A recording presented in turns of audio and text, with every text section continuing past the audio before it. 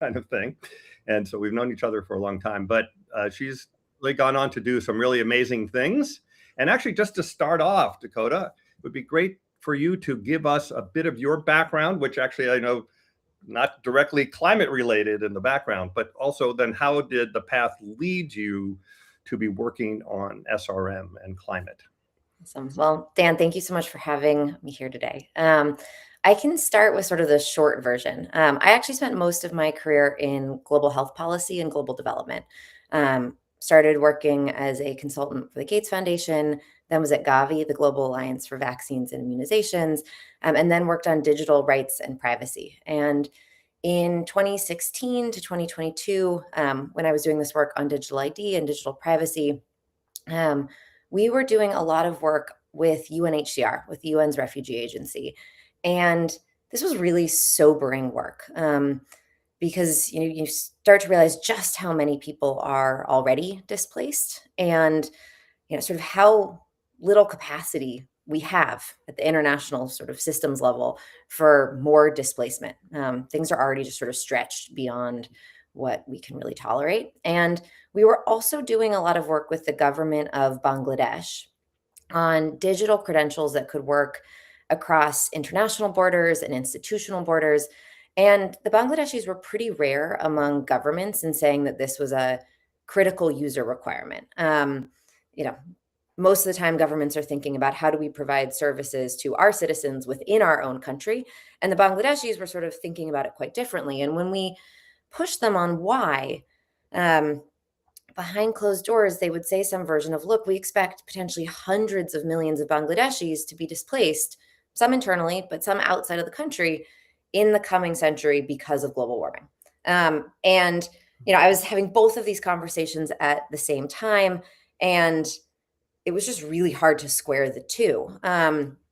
It felt so obvious that we were on the sort of precipice of levels of societal disruption from climate change that I think we weren't planning for, we weren't thinking about. And having spent so much time in global health and global development, it was just sort of striking to me that this wasn't front and center in every conversation. And so I really said, and truly was waking up every single day with this feeling of like, if I'm not working on climate, what am I doing with my time? And I know that feeling. Yeah. And, left the organization I was leading, had no idea where in the climate space I would find myself. But I think as I dug in, what was so striking to me was sort of thinking about timelines. We have to do everything we possibly can to decarbonize. And regardless of what I or anyone does, it's not going to be fast enough. Again, we all should be putting as much effort as we possibly can, but we know that we have locked in levels of warming that are going to really matter to, our loved ones, to those folks in Bangladesh, just in general. Like, there are real human implications to that warming. And at the same time, I was seeing so many of my good, smartest, most ambitious friends starting to work on carbon removal. And that was exciting. And on the one hand, I was like, fantastic. We also need to be doing that as fast as we possibly can. But they are trying to build $1 trillion industry from scratch. That's really hard. And it's also not going to be fast enough. And so that question of what might be fast enough to really matter for the near term was where I started to spend more and more time.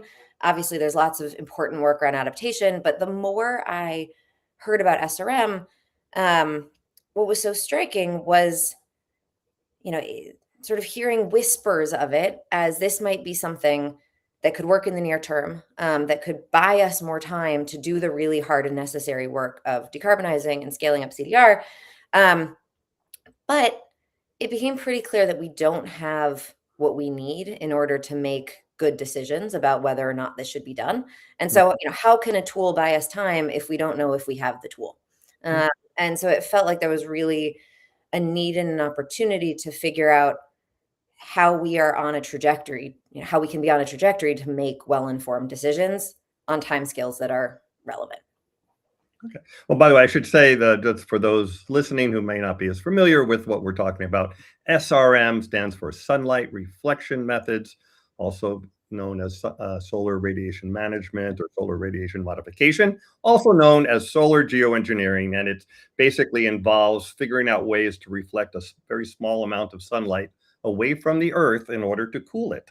So that's the background for anyone who just happened to stumble upon this podcast.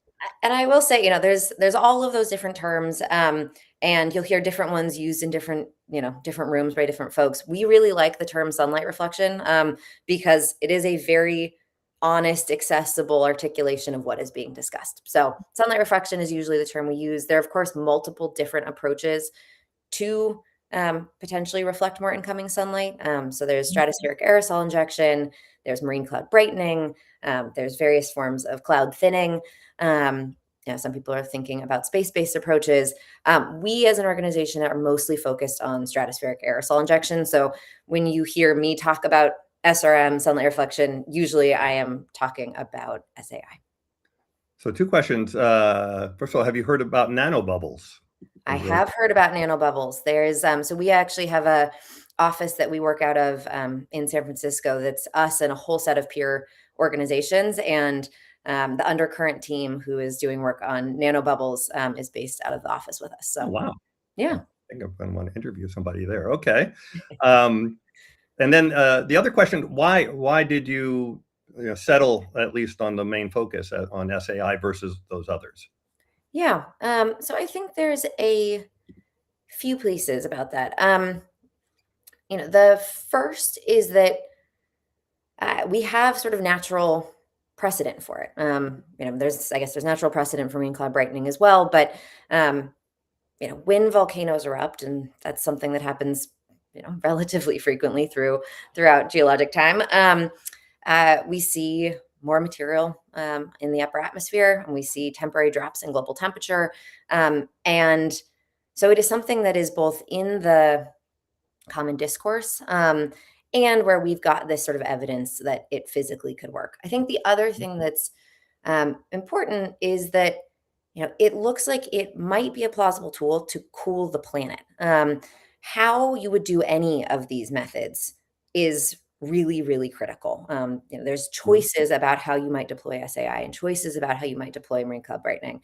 And at the moment, everyone is trying to understand what the impacts of deployment and the impacts of what different types of deployment might lead to.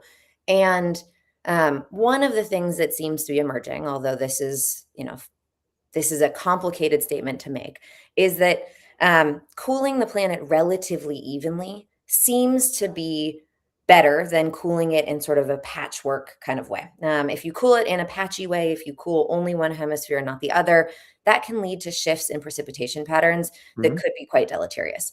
And so, if you take as this sort of rough heuristic that cooling evenly is what you're going for,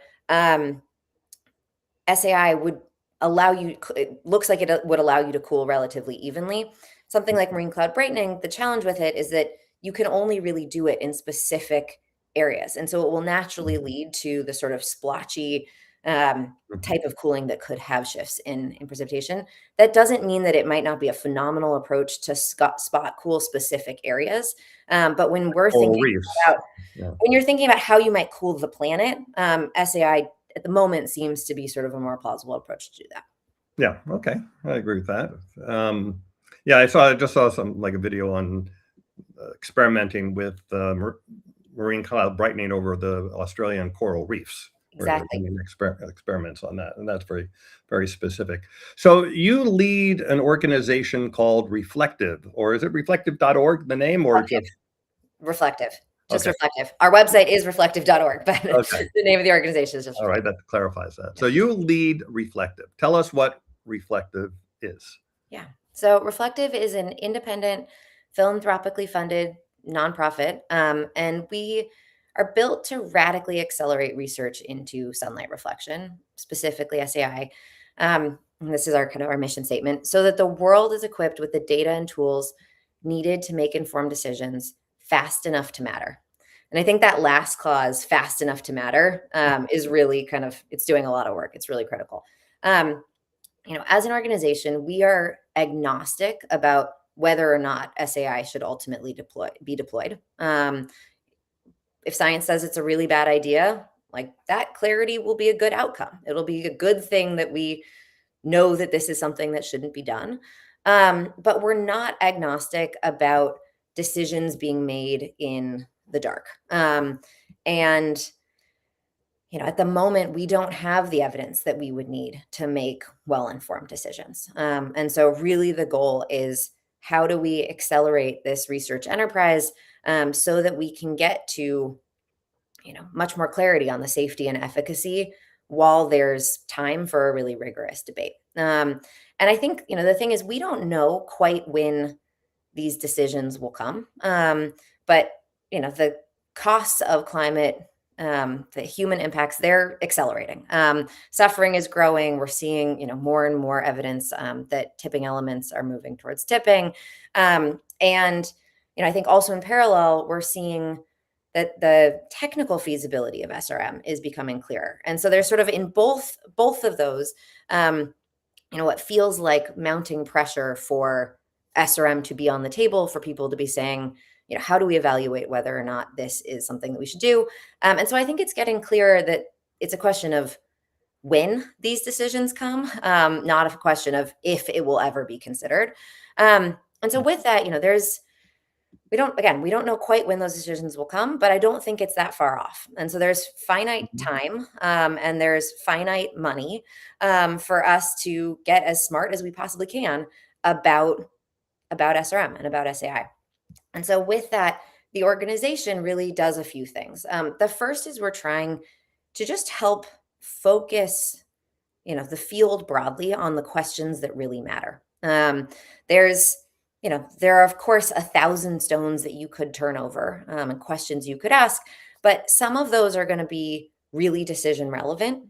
We might be wrong about something, and that might change, things, or, sort of decisions taken overall. And there's other things where we might be wrong about it, and it doesn't make that big of a difference. And so we have been trying to sort of, in a very rigorous scientific way, help to identify what are those most critical open questions, and what is it going to take to reduce or resolve them.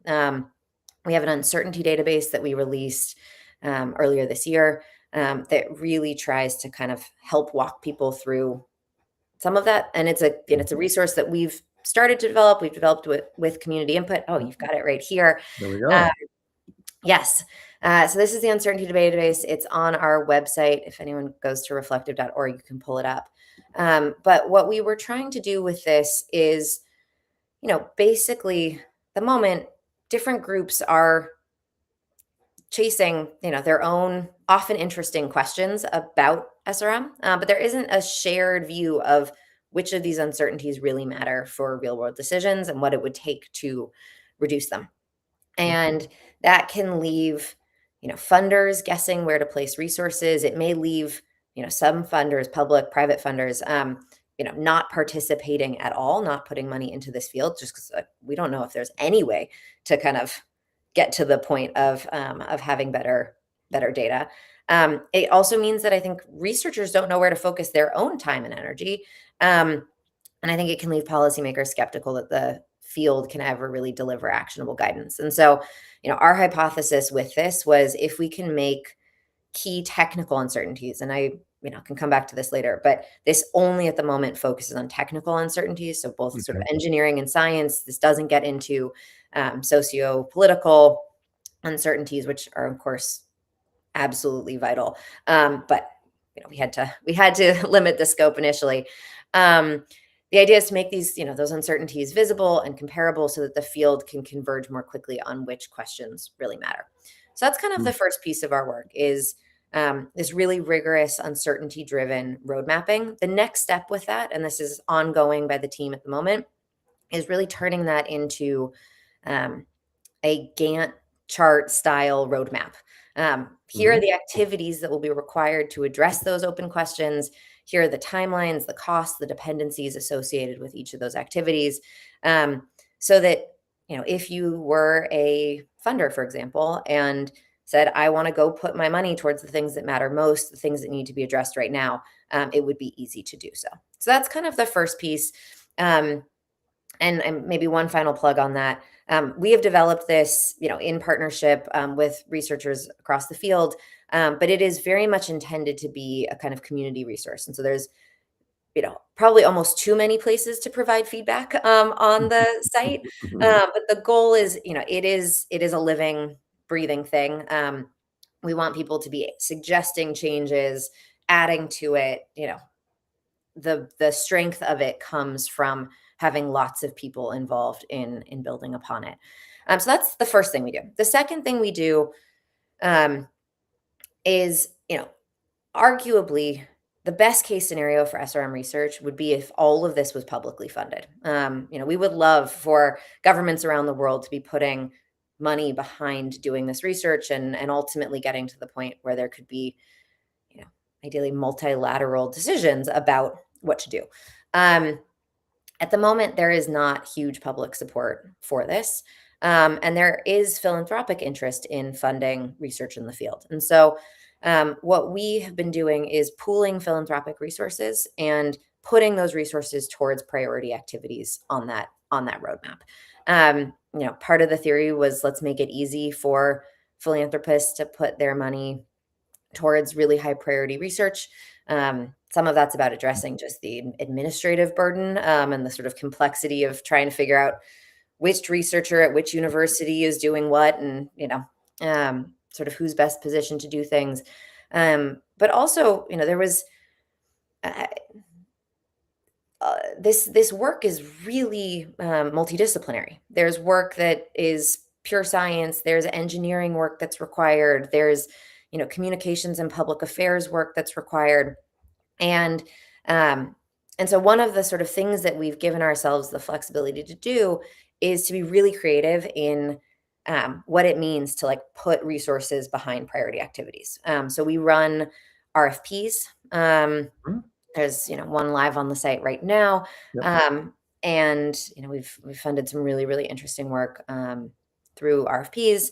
We also can contract with organizations directly, and increasingly have just sort of built out scientific capacity within the team as well, to be able to take on things that we didn't sort of see a natural home for elsewhere in the ecosystem. So second thing is just, sort of doing science, funding science, supporting science, et cetera.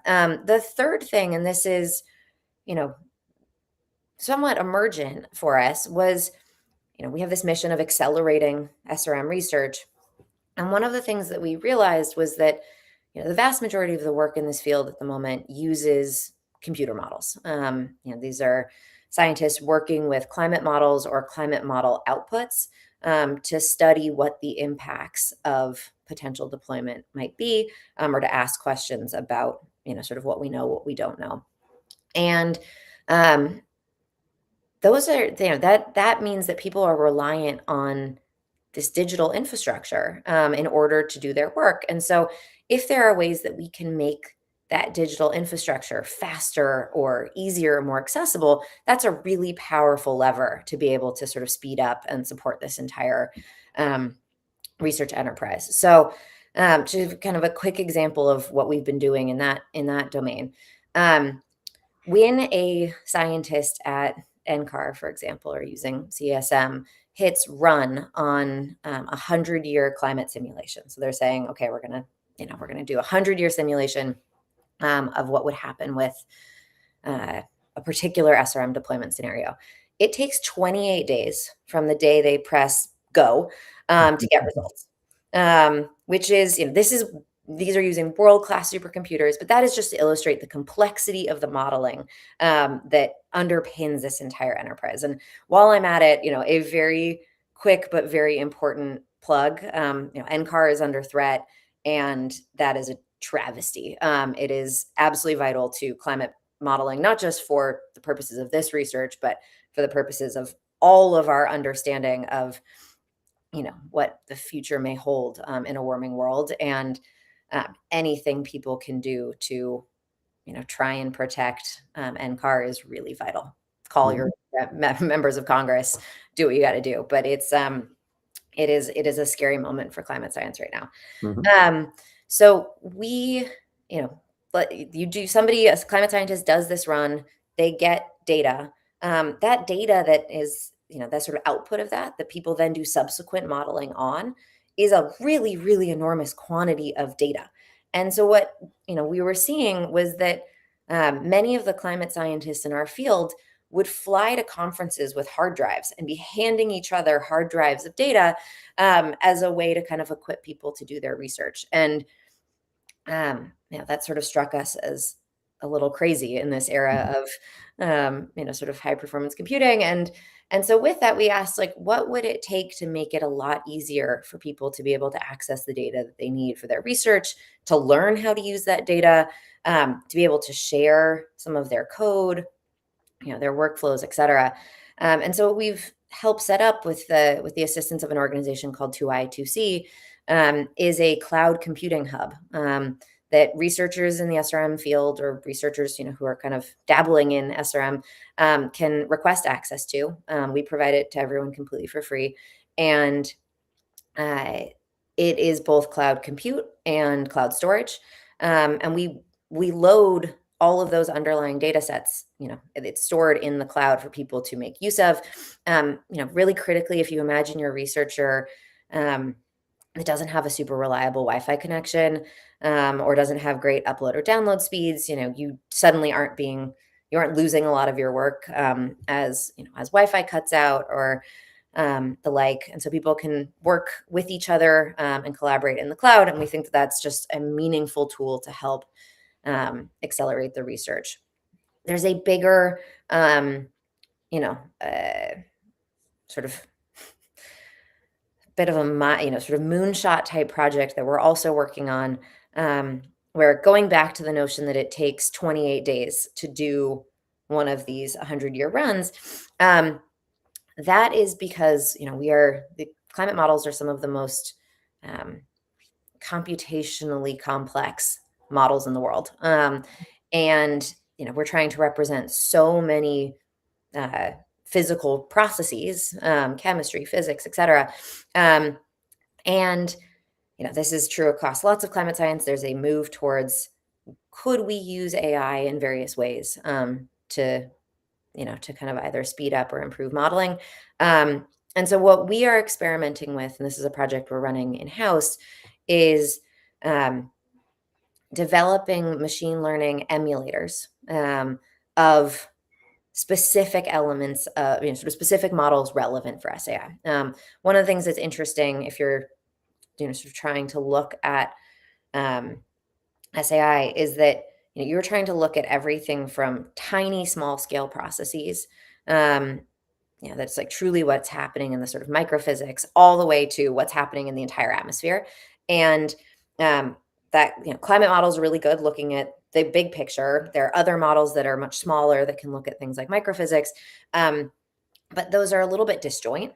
And so, well, they're both disjoint. And if you tried to couple all of the physics-based models, um, everything would kind of break, because you're layering complexity on top of complexity on top of complexity. And so the idea is, if we can create machine learning emulators of these different scales, those are so much lighter weight, and they run so much faster, that it's then possible to couple those emulators. So we're working on that. It is it's an exploratory project, but something that we think could be really exciting if it ultimately works.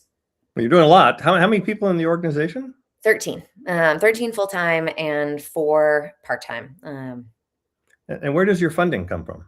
Yeah, so our funding is all philanthropic. We actually publish every single one of our funders on our website.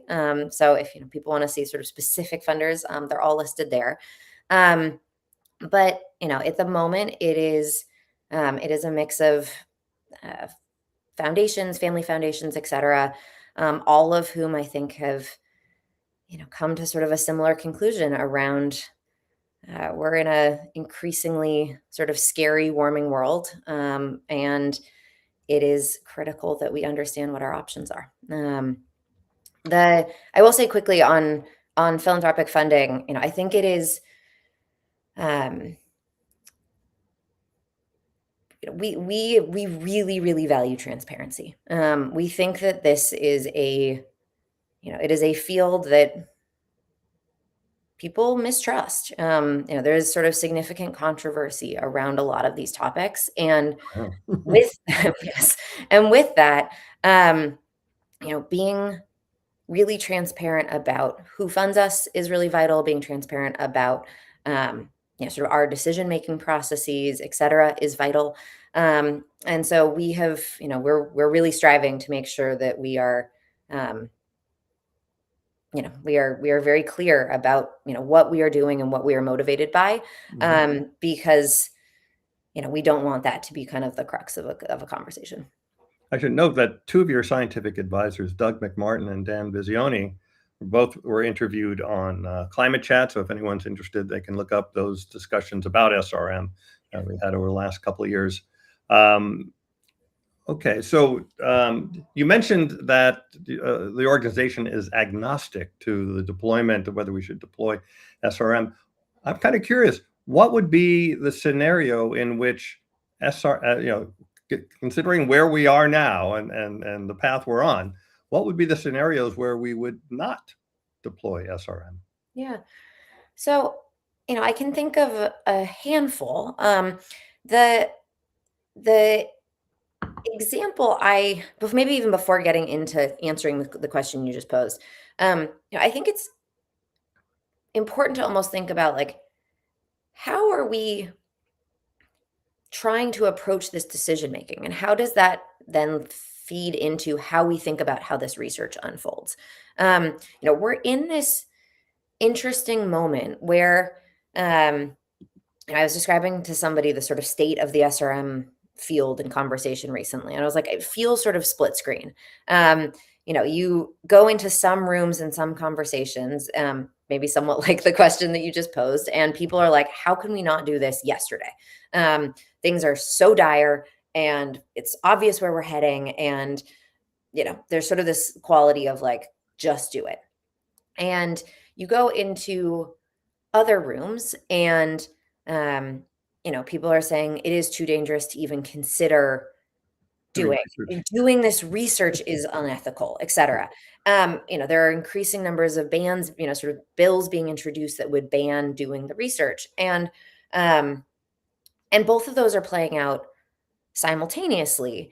And so I think we're in this like really interesting moment where uh, the harms from climate are mounting. As you say, like one has to think about this in the context of sort of a risk framework. There are, of course, going to be risks associated with deploying. There are also risks associated with not deploying, um, and one needs to be clear-eyed about both of those. And as the risks of not deploying get worse and worse, that calculus changes. Um, but I think before we can even get to, the first thing I should say is that, like, it won't be up to us to decide whether or not to hit that red button. But um, and hopefully it's not actually a red button. That's probably exactly the wrong analogy to use. But then you understand the point I'm trying to make. Clear them for takeoff. How about that? Clear them for takeoff, exactly. Um, but I think that the challenge for right now is, how do we generate the evidence that's going to be required if there's pushback against even doing this research at all? Um, and so, what I have been playing with, and sort of an idea that I think our team is increasingly, sort of using, um, is the analogy of clinical trials in medicine. Where they solved a similar dilemma. It's like, how do you test an intervention that might save lives, but could also be dangerous if mishandled? And the idea is basically that you can move methodically, step by step, through clearly defined pre-registered stages, that have conditions where you would continue and conditions where you would stop, and that builds both safety, and legitimacy. And Mhm. I think one of the common concerns that you hear about this research, and particularly I think from folks who just think no research should happen is concerns around slippery slope. And on some level, this is intended to be a very explicit answer to concerns around slippery slope, which is, and I should say, like, I get that. It would be a really bad idea if, or be a really bad scenario if we learned some reason that things shouldn't deploy, and yet there was so much momentum, there was a snowball effect happening, and people deployed anyways, right? Like, you want there to be objectivity in doing this science. And so, um, I think that is part of why we think clinical trials might be a useful thing. Whether you ultimately think this will be deployed or not, this allows there to be a sort of safe and sequenced approach to doing the research. I think actually just quickly, that's another reason why, we are very proudly a nonprofit organization. We think it is vital that we can be objective about this science. And with that, if we have no incentive for it to prove, either good nor bad. You could imagine, for organizations that have, sort of a profit motive behind them, they really want the answer to turn out a particular way. So clinical trials, broadly, the idea would be then, we're sort of in that preclinical phase 0 stage right now. This is advanced modeling. But we're not yet, in, sort of human trials, if you will. And I think where that would lead to is then the next phase might be a very limited experiment designed to address, the most important uncertainty, and done under careful independent review, and with clear criteria to stop or to proceed. And then you can imagine a phase 2 that would be sort of a bounded study to track how aerosols spread and persist. And again, with that type of oversight and predefined endpoints. And I know you wrote an op-ed where you talk about this, and which, by the way, there's a link in the video description to that. But you also mentioned that these things where you might do this second phase, the bigger trial, you're still be releasing less sulfur than a coal plant releases in one day. Yeah. So, and it kind of gets back to what you said, we have to risk. But one of the things I found in this whole discussion is that there's something, I'm sure you know about the trolley problem. Yep. Where if you actively do something, it's way worse than if it accidentally, quote, accidentally happens.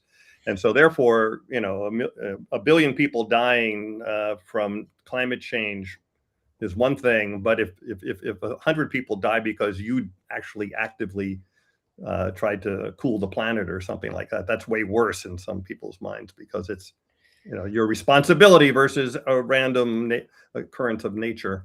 I don't know. But so in the SRM world, and we talk about SRM a lot here on the program, there's like 3 main objections to it. And I just want to get your quick response to these. The first is that SRM is a moral hazard because if you cool the earth, then there won't be that much incentive to lower fossil fuel emissions. And therefore, it's a terrible thing to do. So do you have a quick answer to that one? Yeah. So on moral hazard, it's a common concern. And I think it's important to kind of unpack what sits behind this. I think that, you just kind of articulated this, but the sort of moral argument is, if people think there is a technological fix for climate change, they'll stop working on emissions reduction. It's of course impossible to really study this because we don't have a counterfactual. But in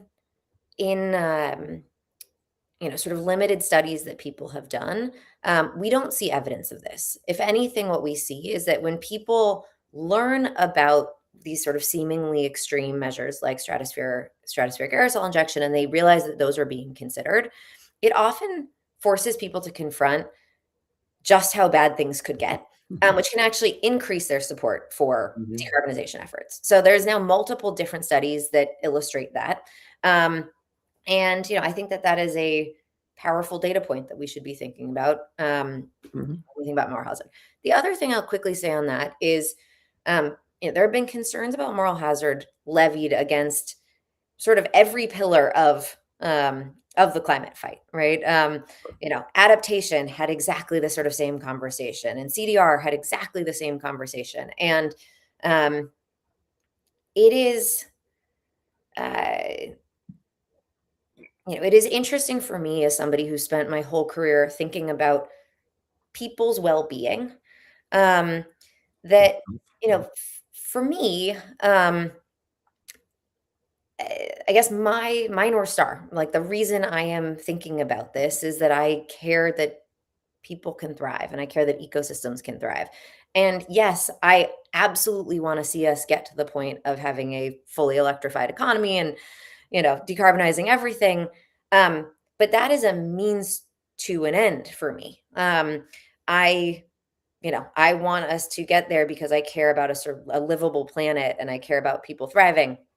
And my sense is that uh, for a lot of folks, when you kind of think about moral hazard, there might be a bit of sort of missing the or forgetting the why. Um, we've spent so long focused on the end goal being decarbonization that we forget that the reason that we care about decarbonizing is people and is ecosystems. And with that, um, if people suggest that, they're sort of okay to let more people die or suffer to maintain this narrative that emissions reduction is the only answer, like that's just a different moral code than the one I follow. And so, ultimately the thing that motivates me is like, how are people going to be okay? Mhm. So I also think of it as the assumption in the question about moral hazard is you're assuming that the world will not take climate action seriously, and mm, therefore we'll just do this one thing. We're not going to actually require fossil fuel phase out, because we're not going to take it seriously. So, and my point is, well, if you're not going to take climate action seriously, we're going to fail. But if you do take it seriously, then SRM is definitely part of the plan. yeah. I And think the other thing that I have found pretty compelling recently is the idea of derailment risk.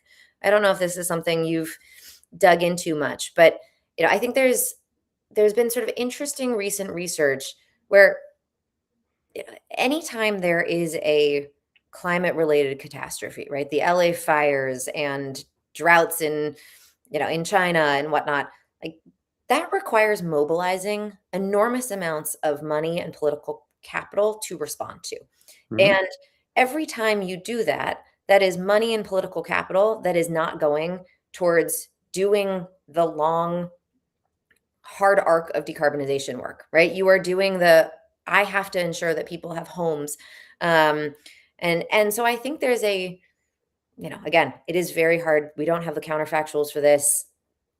mhm, How to quantify this is difficult, but um, I think that there's, it is worth pausing and sort of questioning, like it may actually be that measures like this not only buy us time to do the really hard work of decarbonizing and the really necessary work of decarbonizing, but actually create the like political space that's required. mhm.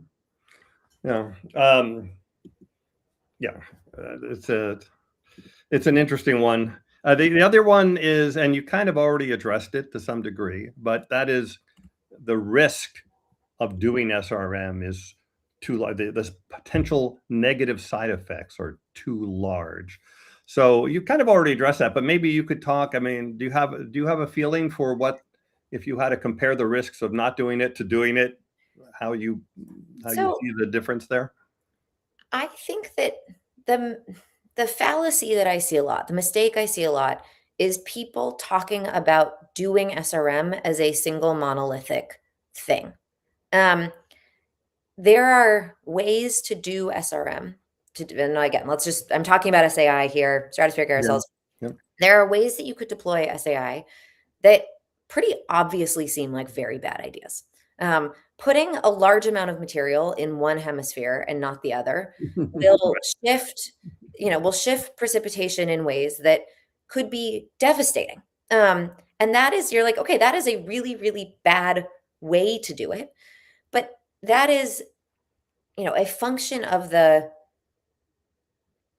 scenario, the way that it is being deployed, maybe more so than it is than it is a function of the choice to deploy Mhm. at all. Um, and so I think it's really important that, we actually don't think just about what are the risks of SRM, but it is what are the risks of a specific approach to deployment. Um, And and you talked about the step approach. I mean, you don't just yeah, all of a sudden turn on 100%. You do experiments and you build it up and you see how safe it is. So, yeah. So I think that's another really, really important thing is, well, actually, before I jump off the last point, um, I think we know that putting a ton of material in one hemisphere is a bad idea. Um, and that, essentially doing, sort of hemispherically balanced seems to be a better approach. mhm. Um, and so, if there's kind of one important takeaway, I think it's that. And I think there's really important sort of geopolitical implications to that. But, I want people to be thinking about a world where if it is ever deployed, at least it is being deployed in relatively equivalent amounts in both hemispheres. Um, but as you just said, it's not like somebody would say, game on, and on that first day start deploying huge quantities of material. What we think is far likelier is that you would have, these sort of phased experiments. With very specific amounts of material being released to address very specific science questions. Um, and then and those would all be below a threshold where you'd actually see any detectable climate response. You would be able to measure the aerosols, but there wouldn't be any cooling. But instead, you'd be able to sort of ensure that our models were actually predicting what we were then seeing with, a sort of intentional small release of material. At some point, policymakers will have to wrestle with the decision of, do we actually start cooling? Mhm. And on day one, you're not going to cool drastically. You cool just a little bit. And so what we envision is a very slow ramp up. Um, One of the other common things that I think people worry about, and I think this is a reasonable concern, but people worry about termination effects. You deploy and then all of a sudden it stops. And what does that, do you see this enormous sudden increase in temperatures, as, essentially the masking effect wears off? Um, and that is a legitimate concern. But if you were to be ramping up very slowly, um, and you're kind of monitoring that early phase of cooling, if there was some point in that very slow intentional ramp up where things diverged from what your models predicted, you would be at a point where you could still ramp it back down, or even sort Mhm. of stop operations without seeing some type of termination effect. And so essentially there's this period of time where you get to learn, make sure that the models are working and they're predicting things, that you're actually observing, and learn from that. Okay. Then the third objection, actually, you just mentioned termination shock, which is maybe the fourth one, but the third main one is governance and the Yes. lack of governance. We don't even have governance to phase out fossil fuels or to address climate change. We have official things, but they don't COP meetings and things, but they don't actually are not effective. So the issue is that, gee, if you can't do that, how can you possibly govern the deployment of SRM? Any thoughts on that? Yeah. So, I think we take the idea of governance really seriously. And I think that's part of why, we're thinking about this clinical trials model. That um, it is important that both the research and the potential deployment, um, are, provide governance, of, this very consequential, intervention. Um, I don't think it is, I don't think, uh, governance happens sort of in a vacuum. And I don't think governance is an academic exercise. And so one of the real challenges that I think has happened in conversations around research governance is that there's been this chicken and egg question of, do you start with the governance or do you start with the research? And, I think proposals that have said we have to come up with some governance mechanism sort of a priori, um, they've often been really disconnected from what the actual scientific research questions are. Um, Mhm. and so, you can imagine this governance enterprise exercise, whatever it is, um, that looks excellent on paper, but is like totally irrelevant for, maybe the scale of outdoor experiment that would be valuable to answer open questions. And so one of the challenges has been how do you make sure that governance and research are proceeding in parallel and inform one another? And so we've been sort of eager to work with folks who are thinking really sort of proactively and um, practically about that type of governance. For governance of potential deployment, we see a future in which intergovernmental or multilateral processes taking up responsibility for SRM research and deployment as the scenario likeliest to lead to good outcomes. Um, that doesn't mean it's necessary, either politically or logistically, for SAI research or for deployment. But I think it does meaningfully increase the likelihood of good outcomes. Decisions that are grounded in scientific evidence, um, deployment, if it's ever pursued, that's sort of oriented towards maximizing social benefit rather than, maybe being something that's focused on national interest. And I think a reduced risk that climate intervention triggers some type of geopolitical instability or conflict. Mhm. Um, you look around at the moment and I don't see existing climate institutions being super well suited to sort of being the right venue for that type of multilateral governance. I also don't think that these sort of credible multilateral institutions like emerge spontaneously. And so the idea again is like, what is an incremental pathway that starts to build both the evidence and the sort of institutional capacity in parallel?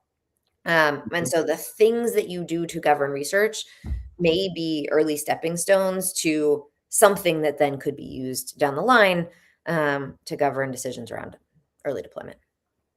Well, I have a million more questions. I'll just end with one before we go on to get our questions from others here. Um, how under like I don't know, I don't know if the word is best case, but how fast do you think we might have the first actual deployment in the atmosphere of SRM, not even on experimental basis, like that phase 2 clinical trial? Uh, how soon do you see like different scenarios? What's the shortest time frame? Maybe what's the longest? Yeah. So, we, as we laid it out in that Guardian piece that you were mentioning earlier, our perspective right now is that there are probably two scales of outdoor experiments that are critical to answer open questions um, before somebody could sort of responsibly make the decision to say we want to start that early deployment. One of those scales um, is designed to address uncertainties around aerosol size distribution and sort of small scale processes. So, if you were to release some material from a plane, what's Mhm. happening in the first few weeks? Um, Mhm. and do these aerosols behave in the way that we think they do? Um, that is, our estimate at the moment is that somewhere on the order of 10 tons of material. But, this is there are huge questions around, how this might be designed, et cetera. Um, and, that would be a relatively big undertaking for someone to say we want to do that scale of experiment. On the most aggressive timelines, I think that that could happen in the next 4 years. Then there's we've outlined there is sort of a phase two experiment. Um, that phase two would be, sort of again, more material, enough so that you could then watch where the aerosols move and distribute over the course of a couple months. And that is as a confirmation on, do our models predict, those sort of that mixing and distribution correctly. Both of those should allow us then to say either, yep, our models seem pretty solid, and hence we can have more confidence in our long-term, uh, sort of forecasts of what the impacts would be, what the safety and what the efficacy would look like. Or, our models are off base. And that suggests that we need to, really improve our understanding of these processes, update our models, and then sort of reforecast what would happen long term if we were ever to deploy. And that would be the basis for, do we think this could be done safely and effectively? Um, Both of those would precede then that decision to sort of say, okay, we're going to start, early deployment. And one place where the sort of clinical trials analogy doesn't quite hold, clinical trials in medicine usually have a phase 1, 2, 3, and then the FDA approval process.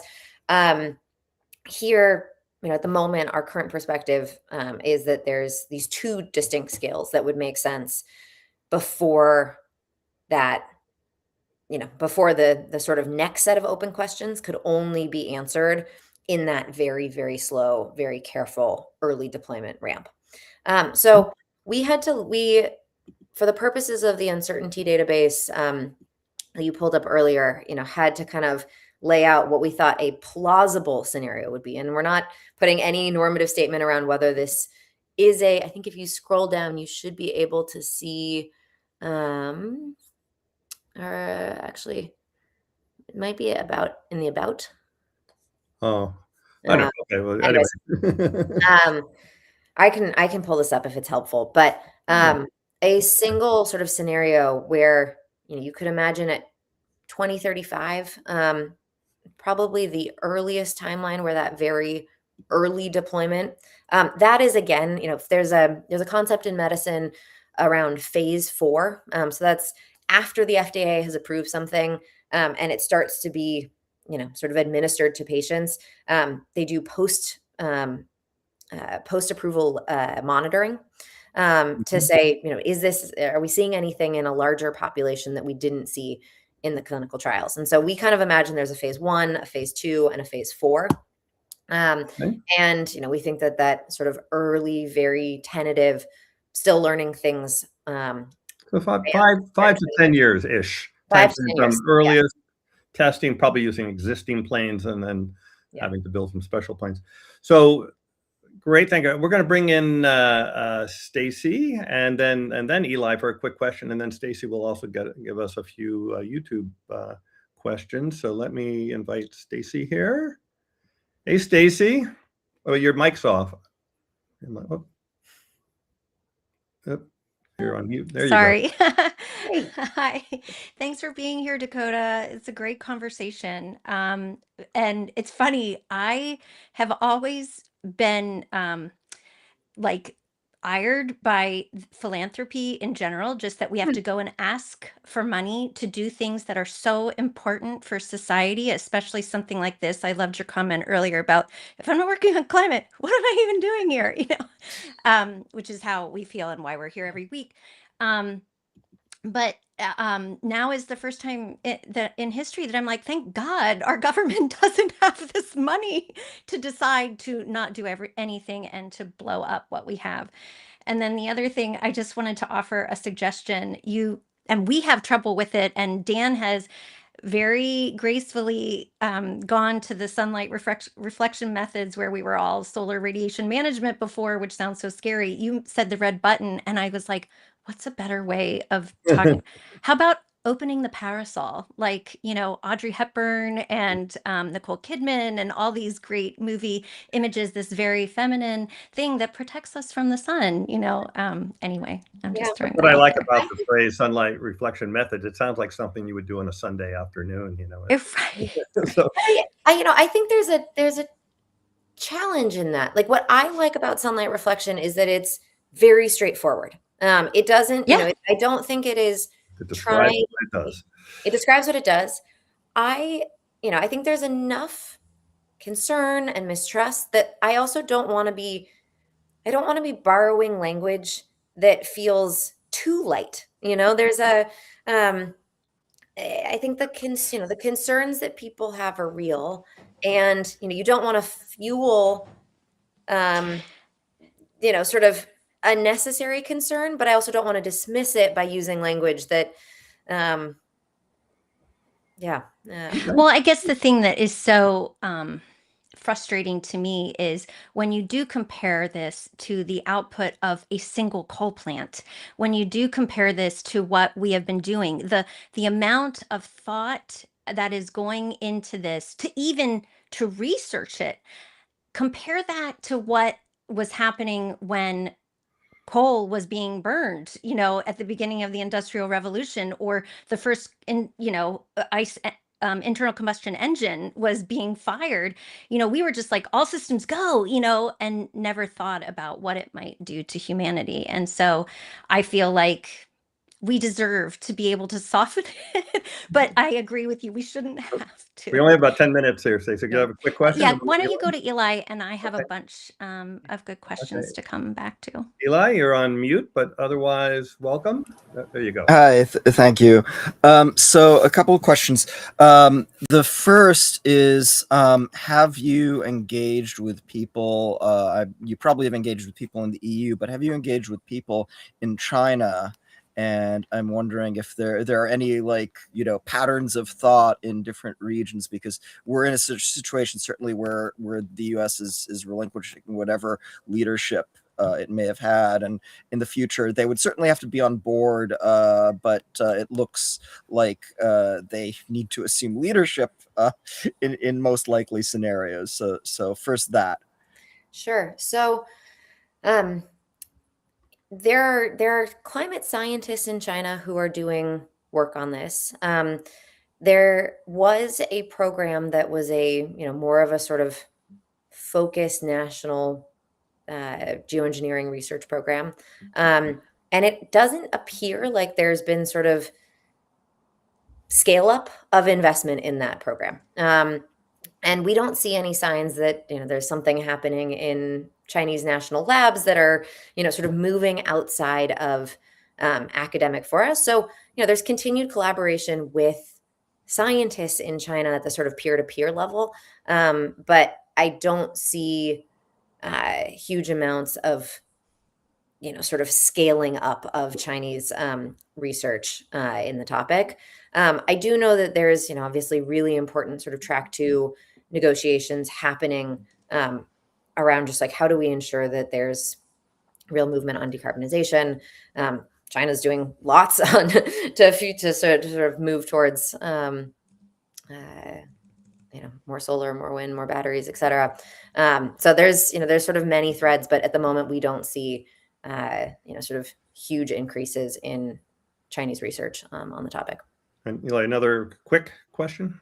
Yeah, so I've actually dug really deep on space-based SRM, including at Lagrange point 1 between the Earth and the Sun, and it actually looks to turn out to be quite inexpensive, contrary to the common sense estimation.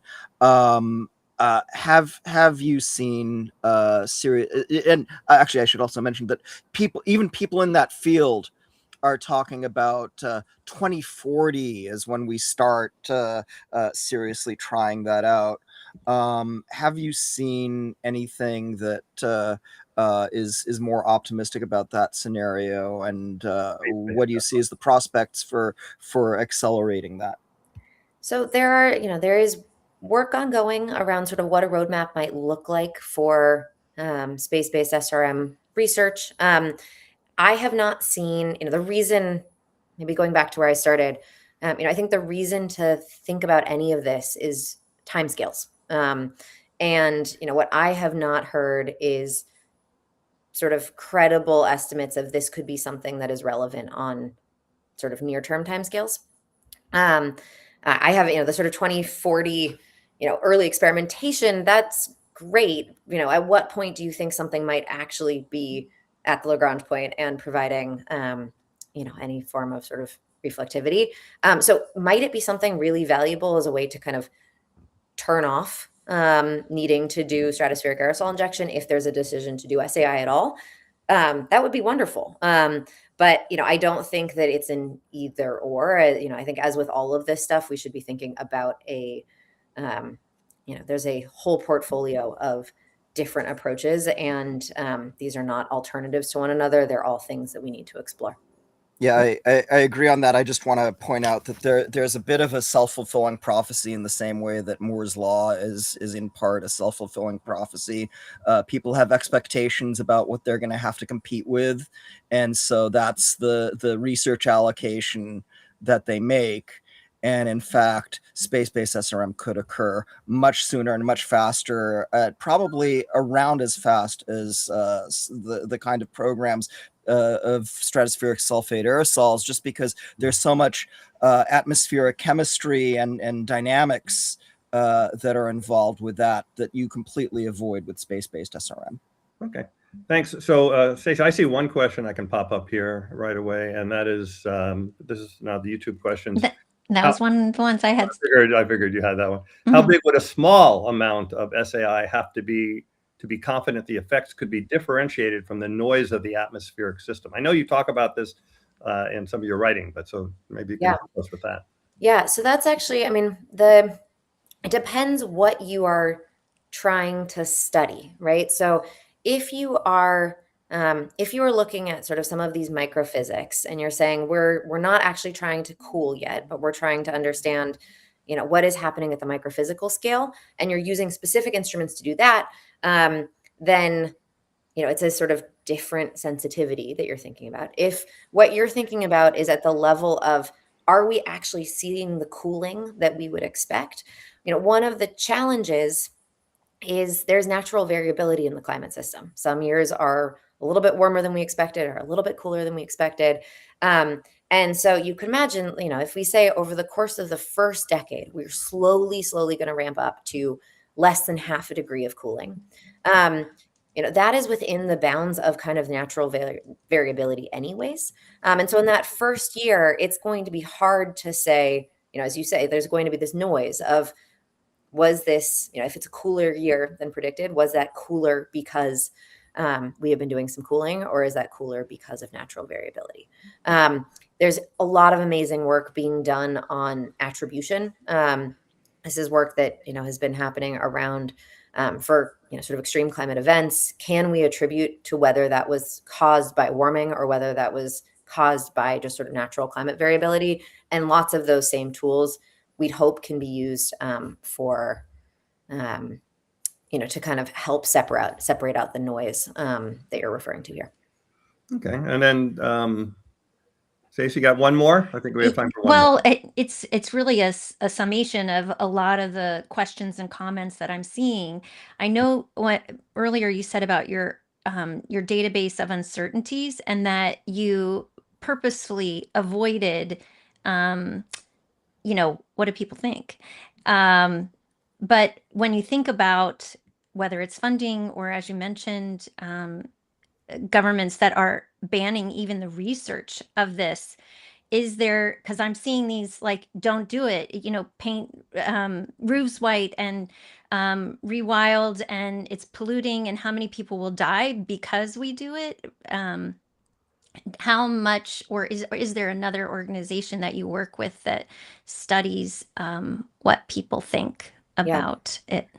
Yeah, so there are a number of organizations. There is social science research that's ongoing. There are groups doing, and I should say it's at many different levels.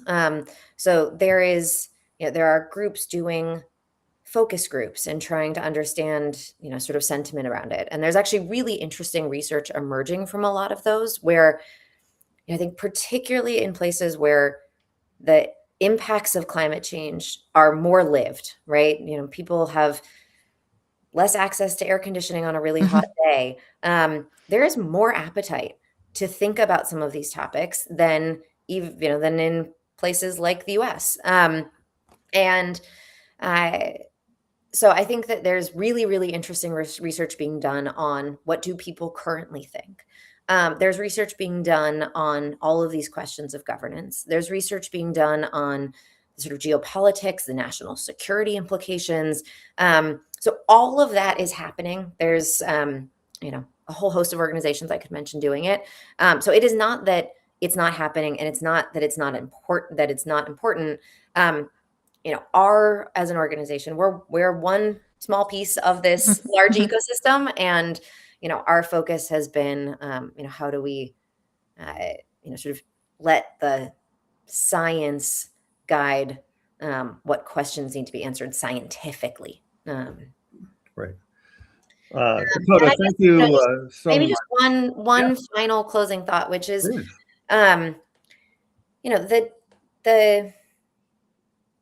this is a complicated topic. It raises genuinely thorny questions around governance. It raises really, they're uncomfortable questions about the risks of deployment and the risks of a warming world, right? We would all much prefer not to live in that world, and we'd all much prefer not to live with these risks or to have to consider these risks. But the taboo around research won't prevent deployment. I think it just may set up a situation where decisions are made that are ill-informed.